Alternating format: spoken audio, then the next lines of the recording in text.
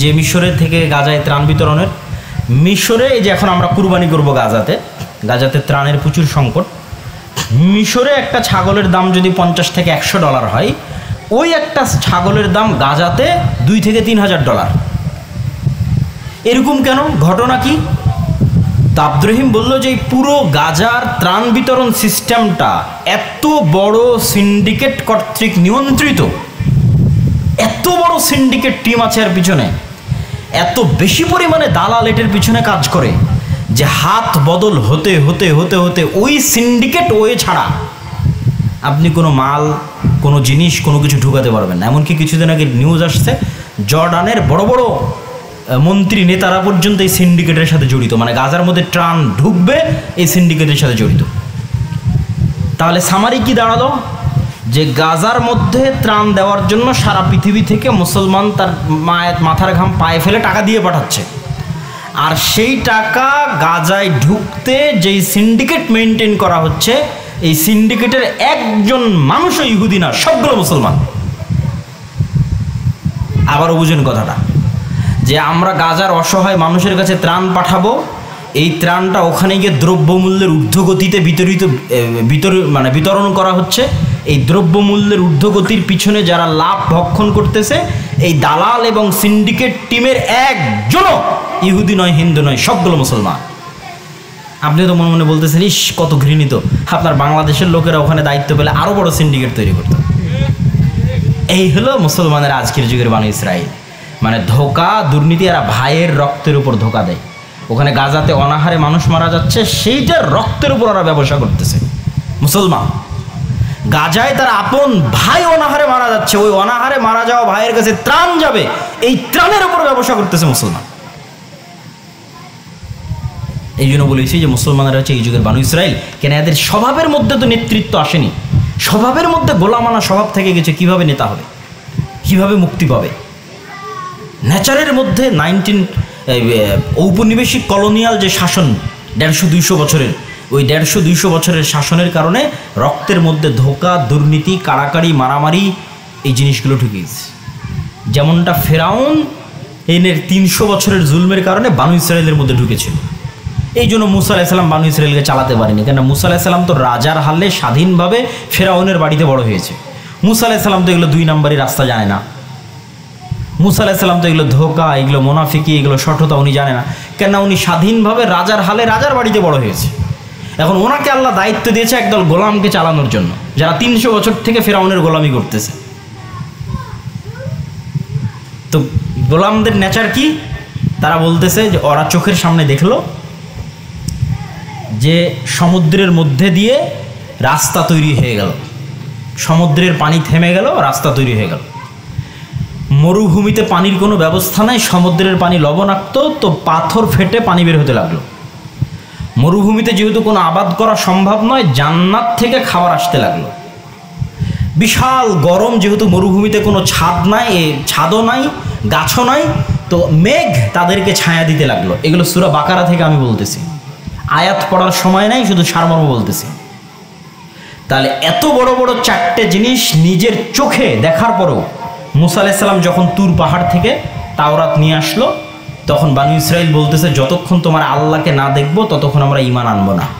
This is nature of গোলাম। মুসা আলাইহিস সালাম যখন বলল যুদ্ধ করতে হবে, তুমি আর তোমার আল্লাহ গিয়ে যুদ্ধ করো, আমরা যুদ্ধ করতে পারবো না। আল্লাহ বলল শনিবারের দিন মাছ ধরা যাবে না। শনিবারের দিন মাছগুলোকে বেড়া দিয়ে আটকায় রেখে রবিবারের দিন মাছ ধরলো। মানে ফাঁকি দিতে হবে, টাকার জন্য ধোকা দিতে হবে, দুর্নীতি করতে হবে। ওই 300 বছর ফেরাউনের গোলামি করেছে, কোনো খাবার ছিল না, জুলম অত্যাচার, লুকিয়ে চুরি চামারি করে জীবন চালাতে হয়েছে, তখন নেচারের মধ্যে এটা ঢুকে গেছে। তো এই পুরো মুসলিম বিশ্ব বড় বড় অংশগুলো 150-200 বছর ইউরোপদের গোলাম ছিল। সম্মানিত উপস্থিতি, আমাদের আলোচনার বিষয় কি ছিল? প্রতিষ্ঠানকে শক্তিশালী করতে চাইলে আপনাকে এই ধরনের অসহায় দুস্থ গরিব মানুষের পাশে দাঁড়াতে হবে। যেখান থেকে আমরা বললাম যে আমরা কর্জে হাসানার পরীক্ষামূলক চলতেছে, ধীরে ধীরে এটা আরও ব্যাপকভাবে কার্যক্রম শুরু করবে ইনশাআল্লাহ। এটার উদ্যোগ আপনাদের নিতে হবে, তাহলে সফট পাওয়ার তৈরি হবে আপনার এলাকায়। আপনার গ্রামে, আপনার অঞ্চলে। 4 নাম্বার হচ্ছে এই যে আলোচনাগুলো এতক্ষণ করলাম, এরকম সমাজে চলমান অন্যায়ের বিরুদ্ধে আওয়াজ উঠাতে হবে। চলমান অন্যায় মানে কেউ নামাজ পড়ছে না তাকে ডাকতে হবে, এটার কথা বলিনি, এটা তো দাওয়াতি কাজ, 1 নাম্বারই চলে গেছে। 1 নাম্বারে বলিনি দাওয়াতি কাজ করতে হবে, তো নামাজ পড়ছে না ওটা দাওয়াতি কাজের অন্তর্ভুক্ত, গান বাজনা চলছে দাওয়াতি কাজের অন্তর্ভুক্ত, দাড়ি রাখে না দাওয়াতি কাজের অন্তর্ভুক্ত, আকীদা নষ্ট দাওয়াতি অন্তর্ভুক্ত। 4 নাম্বারে যেটা বলতেছি এটা সমাজে চলা মানুষের ওপর মানুষের যে অন্যায়, আল্লাহর সাথে যে অন্যায় করতেছে ওইটা না, ওটা দাওয়াতি কাজের মধ্যে। মানুষ মানুষের উপর অন্যায় করতেছে, চেয়ারম্যান, মেম্বার, এমপি, মন্ত্রী, রাজনৈতিক দলের নেতারা অন্যায় করতেছে, ওখানে গিয়ে আপনাকে বাধা দিতে হবে, তাহলে আপনি নেতা হবেন। এমনি নেতা হবেন, বাই ডিফল্ট লিডার হয়ে যাবেন, বাই ডিফল্ট আপনার কাছে পাওয়ার আসবে। এবং কেউ যদি সঠিক নেতৃত্বের মাধ্যমে এই কাজগুলো করে ফেলতে পারে, মানসম্মত শিক্ষা প্রতিষ্ঠান, ব্যাপক দাওয়াতি কাজ, গ্রামগঞ্জে অসহায় দুস্থ মানুষের কাছে ব্যাপকভাবে দাঁড়ানো, সমাজে প্রচলিত মানুষের উপর হওয়া অন্যায়ের বিরুদ্ধে দাঁড়ানো, তাহলে অন্তত এই অঞ্চলের গ্রামের মেম্বারের চেয়ে এই মাদ্রাসা পাওয়ারফুল হবে,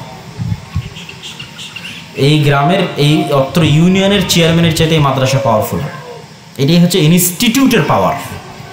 এরকম যখন আরও বড় ইনস্টিটিউট দাঁড়িয়ে যাবে, আরও শক্তিশালী এরকম বিভিন্ন সেক্টরে মুসলমানেরা কাজ করবে, শক্তিশালী মিডিয়া দাঁড়াবে, শক্তিশালী অর্থনৈতিক প্রতিষ্ঠান দাঁড়াবে, তখন এরকম যদি ভবিষ্যতে আবার 36শে জুলাই, 5ই আগস্ট আসে, তাহলে ক্ষমতায় আর সেকুলার এলিটরা বসতে পারবে না, তখন ইসলামপন্থীরাই বসবে। কিন্তু ওটা বসার জন্য তো প্রস্তুতি নাই, কেননা ওই রকম মেইন স্ট্রিমে থাকবে এরকম প্রতিষ্ঠানই নাই। আর ইহুদিদের এরকম বড় বড় প্রতিষ্ঠান আছে, আমেরিকায় ওরা সংখ্যায় 1% নিচে হলেও, ডোনাল্ড ট্রাম্প আসুক আর জো বাইডেন আসুক, সবাইকে টাকা লাগে ইহুদির, মিডিয়া লাগে ইহুদির। কেননা টাকাওয়ালা সব প্রতিষ্ঠান, শক্তিশালী প্রতিষ্ঠান ইহুদিদের, আর সব শক্তিশালী মিডিয়া ইহুদিদের। আর আমরা 18 কোটি জনগণ হওয়ার পর আমাদের কোনো প্রতিষ্ঠান নেই, কেন আমরা সময় শ্রম ব্যয় করি খালি ভোটের পিছনে, এই জন্য প্রতিষ্ঠান দাঁড়ায় না। মানে কারো 50 বছর পরের টার্গেট নেই, সবার টার্গেট কি আজকেই টাকা দিয়ে ভোট কিনে ক্ষমতায় চলে যেতে হবে, ভোট কিনে ক্ষমতায় গিয়ে পার্শ্ববর্তী কোনো দেশের কাছে দেশ এবং ক্ষমতা বিক্রি করে দিয়ে খালি নিজের টাকা বানাতে হবে বিদেশে। এই হলো বাংলাদেশের শাসন ব্যবস্থার বা রাজনৈতিক দলগুলোর শেষ লক্ষ্য উদ্দেশ্য। আমি যখন ডান্ডি ইউনিভার্সিটিতে পড়ি তখন ফুটবল বিশ্বকাপ চলছিল। তো ফুটবল বিশ্বকাপে ওই স্কটল্যান্ডে বসে দেখছিলাম যে বাংলাদেশের ঢাকা বিশ্ববিদ্যালয়, যেটা বাংলাদেশের সর্বোচ্চ বিদ্যাপীঠ বলা হয়, সে ঢাকা বিশ্ববিদ্যালয় বড় বড় এলইডি স্ক্রিন মনিটর লাগিয়ে হাজার হাজার স্টুডেন্ট, যারা ভবিষ্যতে সচিব হবে, যারা ভবিষ্যতে ওসিডিসি এসপি হবে, সরকারি চাকরিজীবী ব্যাংকার হবে, শিক্ষক হবে, তারা সেই ফুটবল বিশ্বকাপ খেলা দেখে তাদের সময় নষ্ট করতেছে। এরকম একটা সিনারি আপনি অক্সফোর্ড, ক্যামব্রিজ, হার্ভার্ড থেকে দিতে পারবেন না। আমি তো ডান্ডিতে খুঁজে পাইনি, কেন কারো হাতে এত সময় নাই, তারা জ্ঞান নিয়ে, গবেষণা নিয়ে, কাজ নিয়ে এতটা ব্যস্ত। যদি সর্বোচ্চ কারো হয়তো খেলা সম্পর্কে যদি আগ্রহ থাকে, তাহলে হয়তো খেলার শেষে সকালে হয়তো একটু নিউজ পড়ে নিল যে কালকে কি হয়েছে, এই শেষ। কিন্তু এই সময় নষ্ট করার যে কারবার বাঙালিদের মধ্যে আছে, আল্লাহুল মুস্তাআন। অথচ আল্লাহ সুবহানাহু ওয়া তাআলা পড়াকে গুরুত্ব দিয়েছে এই দিনে, সময়কে গুরুত্ব দিয়েছে এই দিনের মধ্যে। ইকরা বিসমি রাব্বিকাল্লাযী খালাক, আর আয়াতে বলছে ইকরা ওয়া রাব্বুকাল আকরাম। আল্লাহর নবীকে প্রথম বলা হচ্ছে ইকরা, পড়েন। এই পুরো দিনের ভিত্তিটা পড়ার উপর। সময়ের গুরুত্ব দিতে গিয়ে আল্লাহ বলছে ওয়াল আসর ইন্নাল ইনসানা লাফি খুসর, নিশ্চয় সময়ের শপথ, প্রত্যেকটা মানুষ সময় নষ্ট করে। এবং আমাদের পুরো জীবনটা কিন্তু সময়ের নাম, সময়টাই কিন্তু পরীক্ষা। আমরা যদি বলি আমরা কুষ্টিয়া, আমার বহু বক্তব্য শুনবেন যে আমরা যদি বলি কুষ্টিয়ায় থাকি, দৌলতখালিতে থাকি, দৌলতপুরে থাকি, আমি বলেছি এটা ভুল কথা। বিজ্ঞান বলছে এটা ভুল কথা। আমরা মূলত আমার যে সালে জন্ম হয়েছে ওই সাল থেকে যে সালে মারা যাব এই সময়ের মধ্যে থাকি, স্থানে থাকি না। কেন এই কুষ্টিয়ার দৌলতপুরে আজ থেকে 500 বছর আগেও কেউ না কেউ থাকতো। আপনাদের কুষ্টিয়াতে রবীন্দ্রনাথ ঠাকুরের জমিদারি ছিল। কুষ্টিয়ারই কাঙ্গাল হরিনাথ রবীন্দ্রনাথ ঠাকুরের বিরুদ্ধে তার পত্রিকায় লেখালেখি করতো। তো ওরাও তো ছিল কুষ্টিয়াতে, তো ওরা তো এখন নাই, তাহলে ওরা কুষ্টিয়ায় ছিল না, ওরা একটা সময়ে ছিল। রবীন্দ্রনাথ ঠাকুর যখন কুষ্টিয়ায় আসতো অথবা কাঙ্গাল হরিনাথ যখন কুষ্টিয়ায় ছিল, তখন ওরা একটা সময়ের মধ্যে ছিল। ওই সময় চলে গেছে, ওরাও চলে গেছে। মক্কা তো আজকেও আছে, তো মক্কাতে তো মোহাম্মদ সাল্লাল্লাহু আলাইহি ওয়াসাল্লাম ছিল, মোহাম্মদ সাল্লাল্লাহু আলাইহি ওয়াসাল্লাম একটা সময় ছিল, ওই সময় চলে গেছে, মোহাম্মদ সাল্লাল্লাহু আলাইহি ওয়াসাল্লাম চলে গেছে। আমরা আসলে একটা সময়ে বসবাস করি, ওই সময়টাই আমাদের লাইফ। সেই সময়টা আমরা কিভাবে কাজে লাগাচ্ছি এটি আল্লাহর দরবারে আমাদের জবাব দিতে হবে।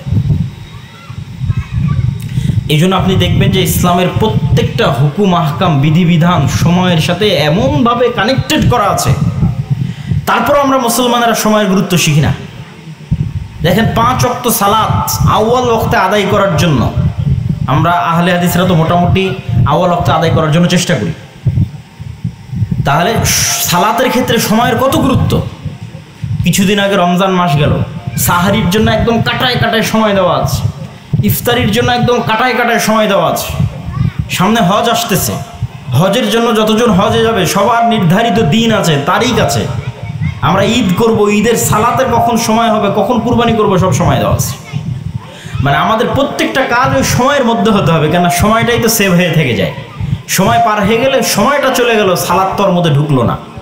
মানে ধরেন একটা টাইম পার হয়ে গেল, আমি সালাত আদায় করিনি, মানে ওই সময়টার মধ্যে আমি সালাদটাকে ঢুকাতে পারলাম না, তাহলে সময় সেভ হয়ে গেল সালাদবিহীন। ওটারই এখন জবাব দিতে হবে কিয়ামতের মাঠে। তাহলে আমাদের এই পুরো লাইফটা যেখানে আল্লাহ সুবহানাহু ওয়া তাআলা ইসলামের সকল বিধিবিধানকে সময়ের সাথে কানেক্টেড করে দিয়েছেন, তারপর আমরা বুঝি না সময়ের গুরুত্বকে। তাহলে সময় এবং শিক্ষার গুরুত্ব, আমাদের জ্ঞানের গুরুত্ব আমাদের বুঝতে হবে। এবং সবারই বই পড়ার অভ্যাস থাকতে হবে। কোনো বই না পড়লে মাসিকাল ইতিসাম পড়ে, সেটা নেন। সম্মানিত উপস্থিতি, তো আমাদের আজকের সফরের যেটা মূল উদ্দেশ্য, সেটার দিকে আমরা একটু এগিয়ে যাই। আর দাওয়া ইলাল্লাহ এর মাধ্যমে যখন আমরা প্রথম দাওয়াতি সফর শুরু করি, তখন আমাদের মাথায় মক্তব ছিল না। আমার মাথায় ছিল দাওয়াতি কাজ করতে হবে, কিভাবে করতে হবে এটা আমি জানতাম না, কিন্তু দাওয়াতি কাজ করতে হবে এটা মাথায় ছিল। ওই হিসেবে র্যান্ডমলি 40টা মসজিদ সফর করি প্রথম। বগুড়া, জয়পুরহাট, চাঁপাইনবাবগঞ্জ, রাজশাহী, 40টা মসজিদ সফর করার পর প্রথম এই মসজিদগুলো থেকেই দেখে শিখি যে মসজিদগুলোতে মক্তব নাই, অবহেলিত। মানুষের সাথে গল্প করতে করতে শিখি, ফিল্ড থেকে রিয়েলাইজেশন। এসির রুমে বসে করা পরিকল্পনা নয়, ঘরে বসে করা পরিকল্পনা নয়, মাঠে মানুষজনের সাথে রাত কাটিয়ে, মসজিদের মানুষজনের সাথে রাত কাটিয়ে, তখন ওখান থেকে রিয়েলাইজেশন, ফিল্ড থেকে, গ্রাম বাংলার ফিল্ড থেকে রিয়েলাইজেশন যে না, এখানে মক্তব অবহেলিত, মক্তব নিয়ে কাজ করতে হবে। তারপর আমরা মক্তবকে উৎসাহ দেওয়ার জন্য সফর দিলাম 2 শতাধিক মসজিদ। তারপরে দেখলাম যে এটা নির্ধারিত সিলেবাস এবং ট্রেনিং না হলে এটাকে একটা লাইনে উঠানো যাচ্ছে না। তখন আমরা মক্তবের সিলেবাস তৈরি করলাম, সিলেবাসের উপর ট্রেনিং দেওয়া শুরু করলাম। এখন পর্যন্ত আমাদের কাছে ট্রেনিং নিয়েছে 6 শতাধিক মক্তব বা মক্তবের শিক্ষকরা, 600-এর বেশি। রমজান পর্যন্ত 500 ছিল, তারপরও আরও 2-3টা ব্যাচ হয়েছে। এবং এই 6 শতাধিক যে মক্তবের শিক্ষক আমাদের কাছে ট্রেনিং নিয়েছে, তাদের যাতায়াত খরচ দাওয়া ইলাল্লাহ বহন করেছে, তাদের থাকা খাওয়া খরচ দাওয়া ইলাল্লাহ বহন করেছে। এই 6 শতাধিক মক্তবের সকল ছাত্রের অন্তত 25,000 কোরআন পড়ার জন্য যে কায়দা, সেটা ফ্রি দাওয়া ইলাল্লাহর পক্ষ থেকে দেওয়া হয়েছে, বলেন আল্লাহু আকবার। এবং রমজান মাসে এই 6 শতাধিক শিক্ষক ঈদকে উপলক্ষ করে আমরা হাদিয়ে দিয়েছি। এটা আমরা আমাদের পকেট থেকে দিইনি, আল্লাহ ব্যবস্থা করেছে তার বান্দাদের মাধ্যমে। তো এবং আমাদের একটা জাতীয় প্রতিযোগিতা হয়, মক্তব প্রতিযোগিতা দাওয়া ইলাল্লাহর পক্ষ থেকে, যার প্রথম পুরস্কার হচ্ছে বাবাসহ ওমরা। রংপুরের একটা মক্তবের একটা মেয়ে তার পিতাসহ ওমরা করেছে গত বছর। এবং এবছর আমাদের জাতীয় মক্তব প্রতিযোগিতা, আমাদের ইচ্ছা আছে যে আমরা জাতীয় পর্যায়ে আরও ব্যাপকভাবে এই প্রতিযোগিতার আয়োজন করব ইনশাআল্লাহ। তো এর পরবর্তী ধাপটা হচ্ছে শিক্ষা প্রতিষ্ঠান। জামিয়া সালাফিয়া যেহেতু আগে থেকেই শিক্ষা প্রতিষ্ঠান হিসেবে আমাদের দাওয়া ইলাল্লাহর কার্যক্রম শুরু করার আগে থেকেই শাইখ আব্দুর রাজ্জাক বিন ইউসুফের যে একটা স্বপ্ন, বাংলাদেশে তিনি সর্বোন্নত মানের শিক্ষা প্রতিষ্ঠান করবেন, তারই ধারাবাহিকতায় জামিয়া সালাফিয়া একটা ভালো পর্যায়ে পৌঁছে গেছে, সামনের দিকে আরও এগিয়ে যাচ্ছে আলহামদুলিল্লাহ। বিশেষ করে একটা প্রতিষ্ঠানকে যতগুলো মানদণ্ডে ভাগ করা যায়, দেশি বিদেশি ছাত্র, দেশি বিদেশি শিক্ষক, ঠিক আছে, আবাসন ব্যবস্থা, খোলামেলা জায়গা, সকল দৃষ্টিকোণ থেকে জ্ঞান গবেষণা, আমাদের ছাত্রদের যে কিশোরলয়, আমাদের কিশোরলয় টিমও একসময় আপনাদের এখানে সফরে আসবে আমাদের অধিভুক্ত মাদ্রাসাগুলোতে। কিশোরলয় যে পত্রিকা, যেটা ছাত্ররা বের করে জামিয়া সালাফিয়ার, এটা শুরু থেকে শেষ পর্যন্ত সব ছাত্ররাই করে। ওইটার প্রচ্ছদ ডিজাইন থেকে শুরু করে, লেখা থেকে শুরু করে, প্রুফ রিডিং থেকে শুরু করে, টাইপিং থেকে শুরু করে লেখা বাছাই থেকে শুরু করে লেখক, সম্পাদক, প্রুফ রিডিং, ডিজাইন সব স্টুডেন্টসরা করে। তাহলে শিক্ষার মান, গবেষণা, আবাসন, দেশি বিদেশি সব মিলিয়ে আপনি যদি বাংলাদেশের যে কোনো প্রতিষ্ঠানে র্যাঙ্কিং করেন, জামিয়া সালাফিয়াকে আপনাকে টপ 10-এর মধ্যে রাখতে হবে। শুধু বিদেশি শিক্ষকই সবসময় অবস্থান করে 5 জন, যারা বাংলাদেশ ইনভেস্টমেন্ট ডেভেলপমেন্ট অথরিটির অনুমোদিত, যে বিডা এখন প্রতিনিয়ত বিদেশি বিনিয়োগ নিয়ে সম্মেলন করতেছে, যেটা আপনারা নিউজ বা পেপার পত্রিকায় দেখতেছেন, সেই কর্তৃপক্ষের অনুমোদিত। তো সেই হিসেবে আমাদের ইচ্ছা ছিল যে আমরা এই জামিয়া সালাফের এই সুবিধাটা সীমাবদ্ধ এবং কুক্ষিগত না থাক, এটা দেশের প্রত্যন্ত অঞ্চলে ছড়িয়ে ছিটিয়ে থাকা সব মাদ্রাসাকে আমরা যতদূর সম্ভব সহযোগিতার মাধ্যমে জামিয়া সালাফিয়ার এই যে মূল্যগুলো, এই অমূল্য সম্পদগুলো, এগুলো আমরা বন্টন করি, যা চোখে দেখা যায় না। লজিস্টিক সাপোর্ট, জ্ঞান, ট্রেনিং, শিক্ষা, কারিকুলাম, প্রতিযোগিতা, পরীক্ষা আমরা অন্যান্য প্রতিষ্ঠানগুলোকে দিই। আর যেহেতু প্রত্যেকটা জেলায় একটা জামিয়া সালাফিয়া তৈরি করা আমাদের নিজের উদ্যোগে, এটা সময় সাপেক্ষ। আমরা হয়তো বিভাগীয় শহরগুলোতে সর্বোচ্চ জামিয়া সালাফিয়া করতে পারি। তো সেই হিসেবে চলমান যে রানিং প্রতিষ্ঠান আছে, সেই প্রতিষ্ঠানগুলোকে যদি আমরা সহযোগিতা করে সামনের দিকে এগিয়ে নিয়ে যাই, সেই পরিকল্পনা থেকে আমাদের এই উদ্যোগ। এবং আলহামদুলিল্লাহ এখন পর্যন্ত আমি নিজে এই ধরনের প্রতিষ্ঠান সফর দিয়েছি প্রায় 10-15টার মতো, এবং আমাদের সফর আর অব্যাহত আছে, থাকবে।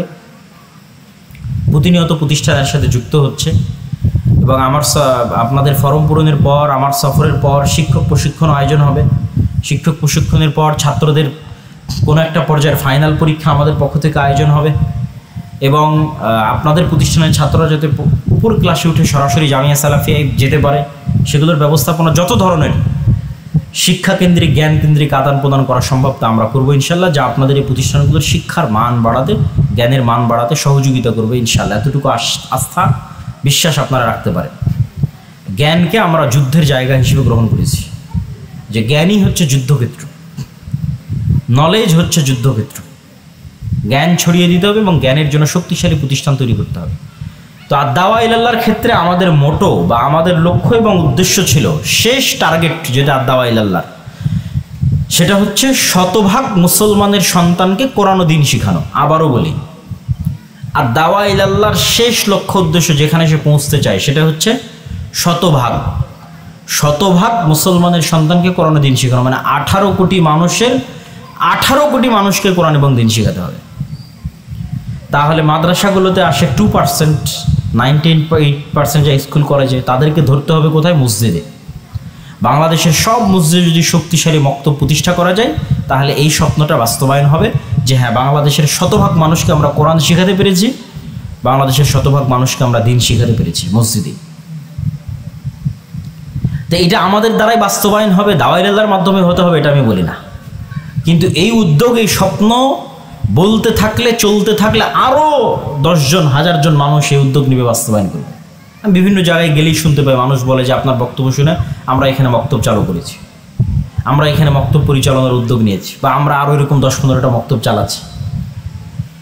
তো এই যে জামিয়া সালাফিয়ার অধিভুক্ত প্রতিষ্ঠান, এটার ক্ষেত্রে আমাদের লক্ষ্য উদ্দেশ্য, আর জামিয়া সালাফের অধিভুক্ত প্রতিষ্ঠানের ক্ষেত্রে আমাদের শেষ লক্ষ্য উদ্দেশ্য, প্রথম লক্ষ্য উদ্দেশ্য তো শিক্ষার মান বাড়ানো, যেটা শুরুতেই বলে নিলাম। লাস্ট টার্গেট, সেটাতে আমরাই পৌঁছতে পারবো, আমাদের জীবদ্দশায় পৌঁছতে পারবো, এটা আমি বলি না। কিন্তু এটা যে বলে গেলাম, এই বলে যাওয়াটাকেই, এই শোনাটাকেই আরও 10 জন, 15 জন, 20 জন মানুষ মনে করবে না এটা তো কাজ করা যায়। আব্দুল্লাহ বিন আব্দুর রাজ্জাক বলল এটা তো চিন্তা করা যায়। এই চিন্তাটা মানুষের মাথায় ঢুকলে অনেক, আমাকেই সফল হতে হবে এটা জরুরি নয়। সেটা কি? সেটা হচ্ছে শক্তিশালী প্রতিষ্ঠান তৈরি করা, মসজিদকে, মাদ্রাসাকে শক্তিশালী ইনস্টিটিউটে রূপান্তর করা। আপনি বলবেন প্রতিষ্ঠান আবার শক্তিশালী, সেটা কি? যে আমি আপনাকে বুঝিয়ে দিচ্ছি, যাতে আপনাদের চিন্তা করতে সুবিধা হয়, আপনাদের ফুড ফর থট, চিন্তার খোরাক হিসেবে আমার এই এখন যে কথাগুলো বলবো, এগুলো আপনারা শুনে রাখতে পারেন। এটা শেষ লক্ষ্য উদ্দেশ্য, এটাতে আমাদের জীবদ্দশায় আমরা পৌঁছতে পারবো এটা বলতেছেন, এটা আল্লাহ ভালো জানে।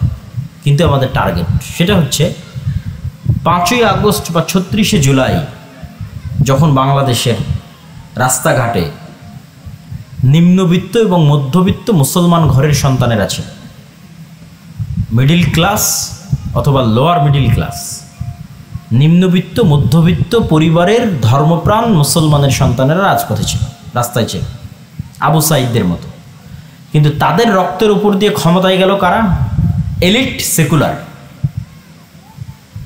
যাদের কেউই কোনোদিন রাস্তায় ছিল না, না কোনো আন্দোলন, না কোনো সংগ্রাম, না কোনো কিছু, কোনো কিছুতেই না, না জীবন দেওয়া, কোনো কিছুতে না, এলিট সেকুলার। এবং এটা সব সময় হয়। আপনি সে ব্রিটিশ বিরোধী সংগ্রাম থেকে শুরু করে, যে ব্রিটিশদের বিরুদ্ধে জীবন দিল কে? শাহ ইসমাইল শহীদ 1831 বালাকোট 6 মে। জীবন দিল কে? সৈয়দ আহমদ বেরেলভি বালাকোটে। জীবন দিল কে? আরও কত হাজার জনতা, আলেম ওলামা জীবন দিয়েছে, তার হিসাব নাই। রাজশাহী চাঁপাইনবাবগঞ্জে মৌলানা বেলায়েত আলী, মৌলানা এনায়েত আলী, তারা দাওয়াতি কাজ করে জীবন দিলেন। কিন্তু 1947 ক্ষমতা গেল কার কাছে? মিস্টার জিন্নাহ, জওহরলাল নেহরু আর গান্ধীর মতো সুটেড বুটেড এলিট সেকুলারদের হাতে। কিন্তু জীবন দিয়েছে কিন্তু হাজি শরীয়তুল্লাহর মতো, মীর নেসার আলী তিতুমিরের মতো কট্টর ধর্মপন্থী মানুষেরা। এইটা সব সময় ঘটতে থাকে, সব সময়। যে সময় দিবে, শ্রম দিবে, পরিশ্রম করবে ধর্মপ্রাণেরা, আর রেজাল্ট পকেটে যাবে এলিট সেকুলারদের। এটা কেন হয় জানেন? এলিট সেকুলারদের প্রতিষ্ঠানগুলো খুব শক্তিশালী, আর আমাদের প্রতিনিধিত্ব করবে এরকম কোনো প্রতিষ্ঠানই নেই। যেমন আপনি যদি বলেন ব্র্যাক, গ্রামীণ ব্যাংক, প্রথম আলো, ডেইলি স্টার, অধিকার, এগুলোর মোকাবেলা করতে পারবে এরকম কোনো ইসলামপন্থীদের কোনো প্রতিষ্ঠান বাংলাদেশের মাটিতে নেই। সব ইসলামী দল মিলিয়ে আমি বলতেছি, নট অনলি ফর আহলে হাদিস, হানাফি মিলিয়ে, সব মিলিয়ে বলতেছি যে মুসলমানদের প্রতিনিধিত্ব করবে এরকম কোনো শক্তিশালী মিডিয়া নাই, এরকম কোনো শক্তিশালী অর্থনৈতিক প্রতিষ্ঠান নাই, এরকম কোনো শক্তিশালী শিক্ষা প্রতিষ্ঠানও নাই।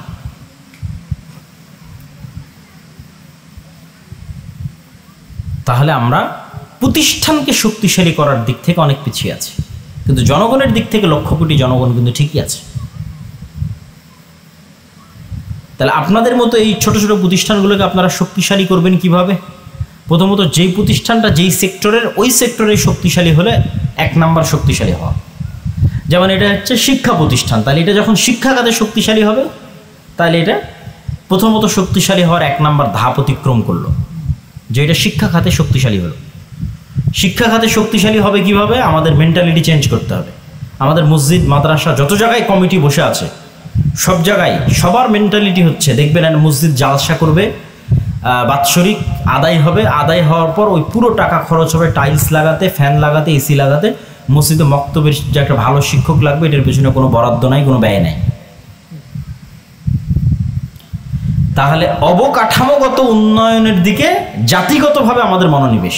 পুরো 16 বছরে আপনাদেরকে খালি পড়াতে হলো যে আমরা পদ্মা করছি, অমুক করছি, এই ব্রিজ করছি, সেই ব্রিজ করছি, মেট্রো রেল করছি। ভাই, আপনি একটা ভালো শিক্ষা প্রতিষ্ঠান করেছেন, একটা ভালো মেডিকেল প্রতিষ্ঠা করেছেন যে বাংলাদেশের মানুষকে ভারতে স্বাস্থ্যসেবা চিকিৎসা নিতে যাওয়া লাগবে না? প্রতিষ্ঠানগত কোনো একটা কাজ করেছেন যেটা এই দেশের মানুষের লং দীর্ঘমেয়াদী কোনো সাপোর্ট দিবে? ভালো একটা ইনভেস্টমেন্ট, নতুন বিনিয়োগের কোনো রাস্তা তৈরি করেছেন? ভালো একটা কোনো ব্যবসায়িক প্রতিষ্ঠান তৈরি করেছেন? বরং ব্যবসা বাংলাদেশেরটা নষ্ট করে আরও ভারতকে ব্যবসা করার সুযোগ দিয়েছেন। আর বাংলাদেশের মানুষকে কি বুঝিয়েছেন? তোমার রাস্তাঘাট করে দিয়েছে, ব্রিজ করে দিয়েছে, মেট্রো, অবকাঠামোগত উন্নয়ন। ঠিক দেখবেন ওই একই মেন্টালিটি আমাদের মসজিদ কমিটির, মাদ্রাসা কমিটির। টাকা যা আসলো, টাকা দিয়ে টাইলস লাগাই দিল, টাকা যা আসলো এসি কিনে নিল, টাকা যা আসলো ফ্যান কিনলো, জমি কিনলো, বিল্ডিং করলো। আমাদের কথা বলতেছি, আমাদের ক্ষেত্রে আমরা এটা ফাইট করতে হয় আমাদের,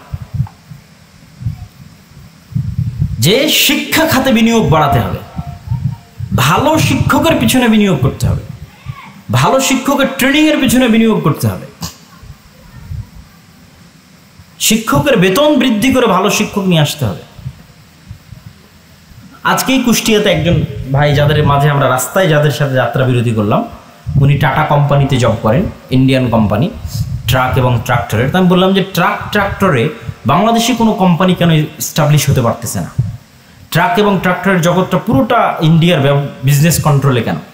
তো উনি উত্তর দিল যে বাংলাদেশের কোনো কোম্পানির মেধাকে পুষতে পারবে এই ক্ষেত্রে বিনিয়োগ করার চিন্তা নাই, আমাদের সব মেধাগুলো বাইরে চলে যায়। যে ওই লেভেলের মেধাকে আমরা ধরে রাখতে পারবো, সেটার জন্য যে পরিমাণ টাকা বিনিয়োগ করতে হবে এই চিন্তা নেই। ফলত আমরা এই সেক্টরগুলোতে পিছিয়ে থাকি। তাহলে আপনি আপনার শিক্ষা প্রতিষ্ঠানকে শক্তিশালী করতে হলে আগে আপনাকে শিক্ষার মান বাড়াতে বিনিয়োগ করতে হবে।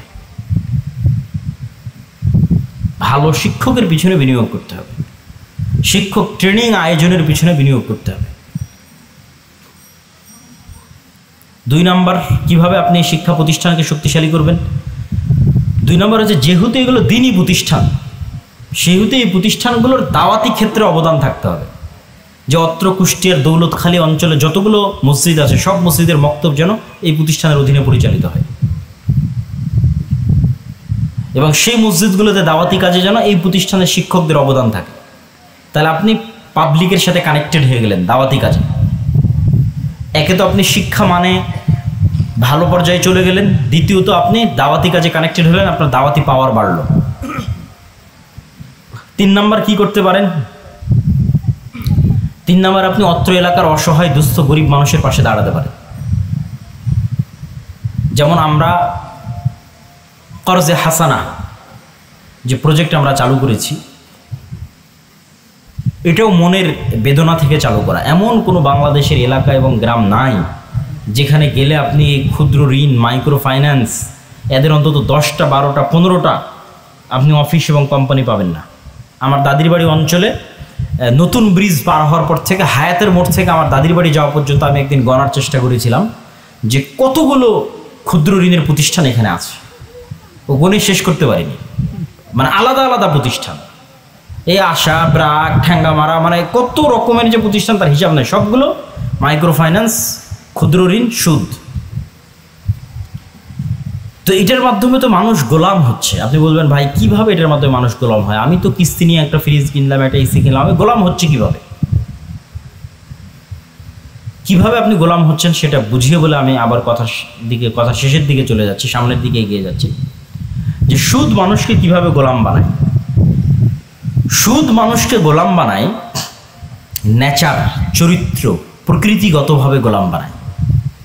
যেমন এখানে যদি 2টা কৃতদাস রাখা হয় এবং সেই 2টা কৃতদাসকে যদি 2 দিন যাবৎ খাবার না দিয়ে যদি আজকে ওদের সামনে একটা রুটি দিই, তাহলে ওই 2টা কৃতদাস এই রুটিটা নিয়ে মারামারি করবে, এবং এই রুটি নিয়ে মারামারি করতে গিয়ে মিথ্যা বলবে, হত্যা করবে, ঠিক আছে, মেরে ফেলে দিবে। তাহলে এটা কার নেচার? গোলামের নেচার। মিথ্যা বলা, একটা টাকার জন্য মারামারি করা, হত্যা করা, খুন করা, ধোকা দেওয়া, 2 নম্বরি করা, দুর্নীতি করা টাকার জন্য, this is a nature of গোলাম।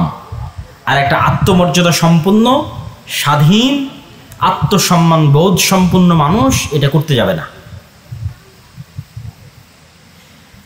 তো 1947-এ ব্রিটিশরা বিদায় নিলেও আমাদের মধ্যে যেন গোলামির এই নেচারটা অব্যাহত থাকে, এই জন্য ওরা ডেমোক্রেসি প্রতিষ্ঠা করে গেছে আমাদের দেশে, গণতন্ত্র। যে গণতন্ত্র থাকলে তো এরা পরস্পর মারামারি, কাটাকাটি, হিংসা, বিদ্বেষ, ধোকা, জুলুম, দুর্নীতি চালাতেই থাকবে। সো এরা কন্টিনিউয়াস গোলাম থাকতেই থাকবে। এদের মতো কোনোদিন আত্মমর্যাদা এবং স্বাধীনতার চেতনা জাগ্রত হবে না। এই নেচারটা তারা বহন করবে। তাহলে মিথ্যা এবং ধোকার নেচার বহন করা মানে আপনি আসলে গোলামির নেচার বহন করতেছেন, কারণ আপনি আর কোনোদিন নেতা হতে পারবেন না। তো আপনি যেহেতু আর কোনোদিন নেতা হতে পারবেন না, তাহলে আপনি গোলাম। আমি যদি আরো আপনাকে সুন্দর করে বোঝানোর জন্য বলি, আরো বুঝার সুবিধার্থে সহজ করে যদি বলি, আল্লাহ সুবহানাহু ওয়া তাআলা ন্যায়পরায়ণ, সত্যবাদী, পৃথিবীর সকল ক্ষমতার মালিক আল্লাহ। এখন আপনি আল্লাহর নামে, ইসলামের নামে ক্ষমতায় যেতে চান, তো ক্ষমতা আপনাকে দিবে আল্লাহ, যেহেতু আপনি ইসলামের নামে, আল্লাহর নামে ক্ষমতায় যেতে চাচ্ছেন। তো আল্লাহ আপনাকে ক্ষমতা দিবে, তো আল্লাহ সুবহানাহু ওয়া তাআলা ক্ষমতা চালান ন্যায় দিয়ে, সত্য দিয়ে। তাহলে যে তার বোনকে ন্যায়ের ভিত্তিতে সম্পত্তি দেয়নি, সে তো দুর্নীতিবাজ, সে বোনের সাথে দুর্নীতি করেছে। তার মানে কালকে যদি রাষ্ট্রের দায়িত্ব দেওয়া হয়, তাহলে 16 বছর যা দুর্নীতি হয়েছে তার চেয়ে বেশি দুর্নীতি করবে। কেননা যতটুকুতে তার সাধ্য ছিল সেটা যে তার বোনকে ন্যায়ের ভিত্তিতে সম্পত্তি না দেওয়া, এটাতেও দুর্নীতি করেছে। নদীর মধ্যে যেখানে কম দামে কম আবাদ হয়, কম ধান হয়, সেটা বোনকে দিয়েছে। যেটা রাস্তার পাশে বাজারে বেশি দামে সেটা নিজে নিয়েছে। তাহলে সে দুর্নীতিগ্রস্ত, অন্যায়কারী, জালেম। তাহলে আল্লাহ সুবহানাহু ওয়া তাআলা কখনোই তাকে দায়িত্ব দেওয়ার যোগ্য মনে করবেন। তার পরিবারে ইনসাফ করতে পারেনি, ন্যায় প্রতিষ্ঠা করতে পারেনি, জাস্টিস করতে পারেনি, রাষ্ট্রে কি করবে? আপনি বিবাহের সময় মেয়ের পক্ষের কাছ থেকে আপনার ছেলের বিয়ের সময় অথবা আপনার বিয়ের সময় যৌতুক চেয়ে বসলেন, নামে বেনামে, মোটরসাইকেল, এসি, ফ্রিজ শ্বশুর পক্ষকে দিতে হবে। ইসলামের দৃষ্টিতে আপনি জুলুম করতেছেন মানুষের উপর। তাহলে আপনি এখানে সুযোগ পেয়ে আপনার শ্বশুর পরিবারের সাথে ঠিক আছে, মেয়ের পরিবারের সাথে আপনি দুর্নীতি করে ফেললেন। এই আপনিই যদি কালকে সরকারি পর্যায়ে ওসিডি সিএসপি মন্ত্রী মিনিস্টার হন, গত 16 বছরের চেয়ে বেশি দুর্নীতি আপনি করবেন। আমি দুঃখিত, আপনি হাজি হলো নামাজি হলো। এবং ওই বিবাহের অনুষ্ঠানে, তারপরে ওই মানুষটা যে মারা গেল তার জানাজার অনুষ্ঠানে এরকম হাজি নামাজি দাড়িওয়ালা মানুষের অভাব নাই, কিন্তু সবাই আর এক মানুষের উপর জুলুম করতেছে। তাহলে তারা কিসের নেচার বহন করতেছে বলেন তো আমাকে? কথা বলেন না যে তারা কিসের নেচার বহন করতেছে? গোলামির নেচার বহন করতেছে। তাহলে তো তারা কোনোদিন নেতা হতে পারবে না, তারা তো গোলামি থাকবে। কেন? তারা গোলামির নেচার বহন করতেছে। এবার আসল কথায় চলে আসে, যখন সুদের ভিত্তিতে লোন নিলেন তো আল্লাহর নবী বলছেন নেওয়া আর মিথ্যা বলা শুরু করা একই কথা। এই হলো আপনি গোলাম হচ্ছেন। মানে আপনি লোন নিয়ে আপনি নিজেও মিথ্যা বলবেন, আপনার ফ্যামিলিকেও মিথ্যা বলা শিখাবেন। তাহলে আপনার ছেলেও মিথ্যা বলতেছে, আপনার বউ মিথ্যা বলতেছে, আপনিও মিথ্যা বলতেছেন। মানে অলরেডি আপনারা গোলাম হয়ে গেছেন। আপনাদের মধ্যে থেকে আর কোনোদিন সুলতান সালাহুদ্দিন আবির্ভাব, তারেক বিন জিয়াদের আবির্ভাব, খালিদ বিন ওয়ালিদের আবির্ভাব, ওমর ইবনুল খাত্তাবের আবির্ভাব, এটা অসম্ভব। শুধু গোলামেরই জন্ম হতে পারে, স্বাধীন চেতার নেতার জন্ম কোনোদিন হবে না। এখানে গোলামের নেচার ঢুকে গেছে যে, তাহলে যেন শতভাগ এরকম গোলামের নেচার সবার মধ্যে ঢুকে। এই জন্যই সুদ প্রথা, যেন সবাই শতভাগ মিথ্যা বলা শিখে, ব্যাস, যেন সবাই শতভাগ দুর্নীতি করা, বাটপারি করা, ধোকা দেওয়া শিখে। তাহলে এরা সবাই কন্টিনিউয়াস গোলামের নেচার বহন করবে। এই জন্য আমি বলেছি যে আমরা হচ্ছে এই যুগের বানু ইসরায়েল। আমার বহু বক্তব্যে আছে যে আজকের যুগের মুসলমানেরা হচ্ছে এই যুগের বানু ইসরায়েল।